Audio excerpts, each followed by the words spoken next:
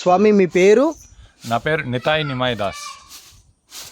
ఇక్కడ కూర్మ గ్రామానికి బయట సిటీలో నివసిస్తున్న జీవన విధానానికి తేడా ఏంటి స్వామి? మీ జీవన శైలి చెప్పండి. చాలా తేడా ఉంది బయట జీవనంకి ఇక్కడ జీవనంకి. మీరు బయట చూడొచ్చు జనాలు డబ్బుల కోసం, డబ్బుల కోసము, పేరు కోసము, ప్రతిష్ట కోసం ఉరుకుతూ ఉంటారు, ఎంతో కష్టపడుతూ ఉంటారు. కనీసం ఒక 14 గంటలు 15 గంటలు కష్టపడుతుంటారు. దేనికోసం? శరీరాన్ని పోషించడానికి, అంతే కదా, శరీరాన్ని కుటుంబాన్ని పోషించడానికి. మళ్ళీ ఏదైతే సౌకర్యాలు ఉన్నాయో ఏసీ, ఫ్యాన్, ఫోన్లు, ఇవన్నిటి కోసం, ఖర్చుల కోసం వాళ్ళు కష్టపడుతుంటారు. కానీ ఇక్కడ కూర్మగ్రామంలో అలా కాదు. కూర్మగ్రామంలో సరళ జీవనం, ఉన్నత చింతనం అన్నమాట. సో అంటే జీవనం అనేది చాలా సరళంగా ఉంటుంది, కానీ ఆలోచన చాలా ఉన్నతంగా ఉంటుంది. బయట ఎలా ఉంది? సరళమైన జీవనం లేదు, చాలా జటిలమైన జీవితం. ఆలోచన అసలు లేనే లేదు.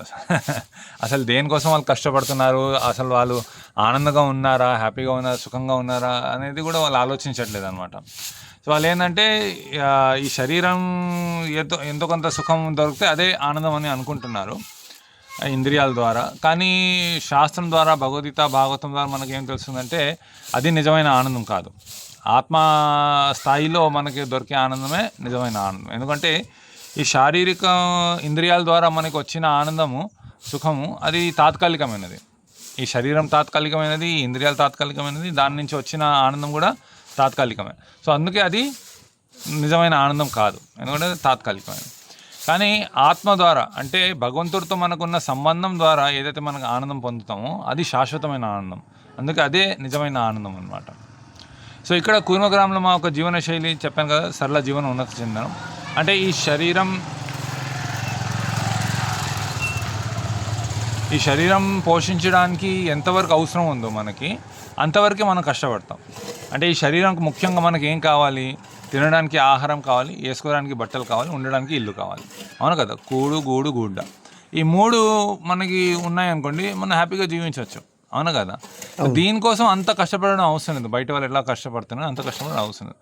సో ఇక్కడ మా ఆహారం మనమే పండించుకుంటాం, మనకు కావాల్సిన బట్టలు కూడా మనమే నేసుకుంటాం చేతి మగ్గాల ద్వారా.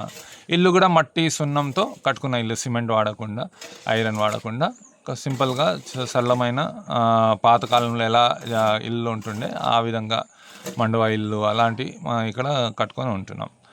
సో ఈ విధంగా ఏమవుతుందంటే చాలా సమయం మిగులుతుందన్నమాట మనకి.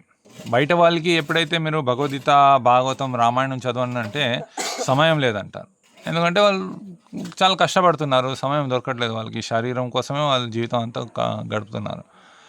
సో కానీ శాస్త్రం ఏమంటుంది, భాగవతం ఏమంటుంది, వేదాంత సూత్రం ఏమంటుంది, బ్రహ్మసూత్రాలు, అథతో బ్రహ్మ జిజ్ఞాస. ఈ మనుష్య జన్మ వచ్చిన తర్వాత మనం చేయాల్సింది ఏంటంటే అథతో బ్రహ్మ జిజ్ఞాస. అంటే మనం ఎవరు, భగవంతుడు ఎవరు, మనకి భగవంతుడి సంబంధం ఏంటి, ఇవన్నీ మనం తెలుసుకోవాలన్నమాట. దానికోసం మనకి మనుష్య జన్మ వచ్చింది. సో అది కాకుండా మీరు కేవలం ఆహార, నిద్ర, భయమైతునం చేసామనుకోండి, పశువులు కూడా అవే చేస్తున్నాయి. అప్పుడు మనకి పశువులకి తేడా ఏముంటుంది, అవునా కదా. ద్విపాద పశు, ధర్మేణ హీన పశువి సమాన.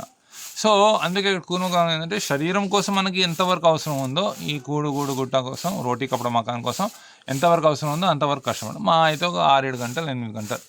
మిగతా సమయంలో ఉన్నత చింతనం, అంటే మనం ఎవరు, భగవంతుడు ఎవరు, మనకి భగవంతుడి సంబంధం ఏంటి, ఇవన్నీ తెలుసుకోవడం అన్నమాట. సో దానికోసం భగవద్గీత, భాగవతం లాంటి శాస్త్రాలు చదవడం. ఇక్కడ కూర్మగ్రామంలో ప్రతిరోజు పొద్దున 4:30కి ఆరతి అవుతుంది, మంగళారతి అవుతుంది, రాధాకృష్ణ ఒక ఆరతి అవుతుంది. సో దానికోసం అందరూ ఇక్కడ ఉన్న 80 మంది, 16 కుటుంబాలు, వాళ్ళందరూ కూడా ఇక్కడ పొద్దున్న 3:30కి లేచి స్నానాలు చేసి 4:30కి ఇక్కడ ఆరతికి వస్తారు. ఆరతి తర్వాత జపం చేస్తారు భగవంతుడు ఒక నామం, హరే కృష్ణ హరే కృష్ణ, కృష్ణ కృష్ణ హరే హరే, హరే రామ హరే రామ, రామ రామ హరే హరే. ఈ కలియుగంలో హరేర్నామ హరేర్నామ హరేర్నామైవ కేవలం కలవు నాస్తేవ నాస్తేవ నాస్తేవ గతేరనేత అని చెప్పింది. అంటే ఈ కలియుగంలో కేవలం హరినామమే ఒక మార్గం, వేరే మార్గాలు ఏమీ లేవు భగవంతుడు తెలుసుకోవడానికి, భగవంతుడు చేరడానికి. సో అందుకే ఇక్కడ అందరు కూడా ఈ హరే కృష్ణ మహామంత్రం జపం చేస్తారు. 6:30కి గురు పూజ ఉంటుంది. తర్వాత అందరూ వాళ్ళ సేవకు వెళ్ళిపోతారు, వ్యవసాయము, బట్టలు నేయడము, ఇలా వేరే వేరే సేవలకు వెళ్ళిపోతారు. మళ్ళీ సాయంత్రం మళ్ళీ 6:30కి ఆరతి ఉంటుంది. తర్వాత 7ంటికి భాగవతం ప్రవచనం ఉంటుంది. మళ్ళీ దినం అంతా కూడా మధ్యలో ఎప్పుడైతే వాళ్ళకి ఖాళీ సమయం ఉంటుంది జపం చేసుకుంటారు, భాగవతం, భగవద్గీత శాస్త్రాలు చదువుతారు, ప్రవచనాలు వింటారు. సో ఈ విధంగా జీవితం కేవలం ఈ శరీరాన్ని పోషించడానికి కాకుండా ఆత్మ ఒక పోషణ కోసం కూడా ఇక్కడ చేస్తున్నారు అనమాట. ఆత్మ పోషణ కూడా ఇక్కడ చేస్తున్నారు అంటే ఎందుకంటే భగవద్గీత ఏమంటుంది, మనం ఈ శరీరం కాదు, శరీరం లోపల ఉన్న ఆత్మ మనము. సో ఈ శరీరం కేవలం ఒక బయట డ్రెస్ లాగా అనమాట. సో జీవితాంతం మనం కేవలం ఈ శరీరం కోసం కష్టపడ్డామనుకోండి, చనిపోయిన తర్వాత ఈ శరీరం నాశనం అయిపోతుంది, దాన్ని మనం కాల్చేస్తాము లేకుంటే పాతేస్తాము, అవునా కదా. సో అప్పుడు ఈ శరీరం కోసం ఎంత కష్టపడింది ఏది కూడా మనతో రావట్లేదు. సంపాదించిన డబ్బులు, ఆస్తి, కుటుంబము, ఇల్లు, బండ్లు, ఫోన్లు, ఇవన్నీ ఏవి కూడా రావట్లేదు మనతో. అప్పుడు అంత కష్టపడి లాభం ఏముంది చెప్పండి, అవునా కదా. సో అలా కాకుండా ఈ శరీరం కేవలం ఈ శరీరం కోసం కాకుండా ఆత్మ కోసం కూడా మనం ఇక్కడ ఆత్మ ఒక ఆనందం కోసం కూడా మనం ఇక్కడ ప్రయత్నం చేస్తాం. అంటే భగవంతుడితో సంబంధం పెట్టుకోవడం. సో బయట జనాలు అసలు భగవంతుడు ఎవరు, భగవంతుడితో మనకు సంబంధం ఏంటో తెలియదు అసలు. కానీ ఇక్కడ కూర్మ గ్రామంలో అది అర్థం చేసుకొని ఆ విధంగా మనం జీవిస్తున్నాం అన్నమాట. మీరు ఎన్ని సంవత్సరాల నుంచి ఇక్కడ కూర్మ గ్రామంలో నివసిస్తూ ఉన్నారు? కూర్మ గ్రామంలో ఒక 4 సంవత్సరాల నుంచి ఉన్నాను. 4 సంవత్సరాల నుంచి ఉన్నాను. ఇంతకుముందు హరే రామ హరే కృష్ణ మందిరాల్లో నేను సేవ చేసేవాడిని, వేరే వేరే చోట్ల మనం సేవ చేసి ఇప్పుడు ఇక్కడ 4 సంవత్సరాల నుంచి ఇక్కడ ఉంటున్నాను. మీరు ఇక్కడ కరెంటు వాడరా? ఇక్కడ మేము కరెంటు, ఎలక్ట్రిసిటీ, ఫోన్లు ఇవన్నీ ఇప్పుడు బయట చూస్తే ప్రతి ఒక్కరి దగ్గర ఒక ఫోన్ ఉంటుంది, కానీ ఇక్కడ కూర్మగా అట్లా కాదు. ఒక కామన్ రిసెప్షన్ ఫోన్ ఒకటి ఉంటుంది. కరెంటు కూడా ఏంటంటే ఇప్పుడు మన ఇల్లు కడుతున్నాము, కార్పెంటర్ వాళ్ళు పని చేస్తారు, వాళ్ళకి మషినరీ వాడే అలవాటు ఉంది, దానికోసం కరెంట్ వాడుతున్నారు ఇంకా ప్రచారం కోసం. కానీ పర్సనల్గా ఫ్యాన్లు, లైట్లు, మొబైల్స్ ఇవన్నీ ఏం వాడట్లేదు అనమాట. మీ మందిరానికి సంబంధించి కరెంటు వాడరు, పర్సనల్ లైఫ్ సంబంధించి కూడా కరెంట్ అనేది వాడరు.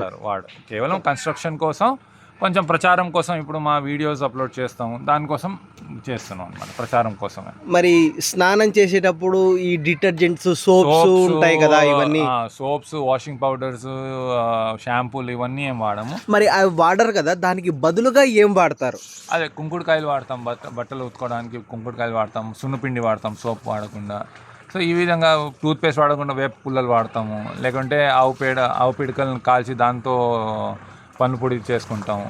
సో అట్లా ఆ విధంగా న్యాచురల్గా అనమాట. భగవంతుడు ఏ విధంగా మనకి జీవన విధానం ఇచ్చారో ఆ విధంగా మనం ఇక్కడ జీవిస్తున్నాం అనమాట. ఏది కూడా మోడర్న్, ఆధునికమైన, ఆర్టిఫిషియల్ అయిన జీవితం ఇక్కడ లేదనమాట. ఇప్పుడు వ్యవసాయం చేస్తామంటున్నారు కదా, దానికి సంబంధించి ఈ ఎరువులు, యూరియా ఇట్లాంటివన్నీ వాడతారా మీరు? ఇవన్నీ ఏం వాడట్లేదు. కేవలం ఆవు పేడ, ఆవు మూత్రంతోనే మనం వ్యవసాయం, ప్రకృతికి వ్యవసాయం చేస్తున్నాము. పూర్తిగా భగవంతుడు ఒక ఇచ్చిన విధానం మీద, ప్రకృతి మీద ఆధారపడి మనం ఇక్కడ వ్యవసాయం చేస్తున్నాం. ఏ కెమికల్ ఫర్టిలైజర్, వీడిసైడ్, ఇన్సెక్టిసైడ్స్ ఏం వాడకుండా కంప్లీట్ న్యాచురల్గానే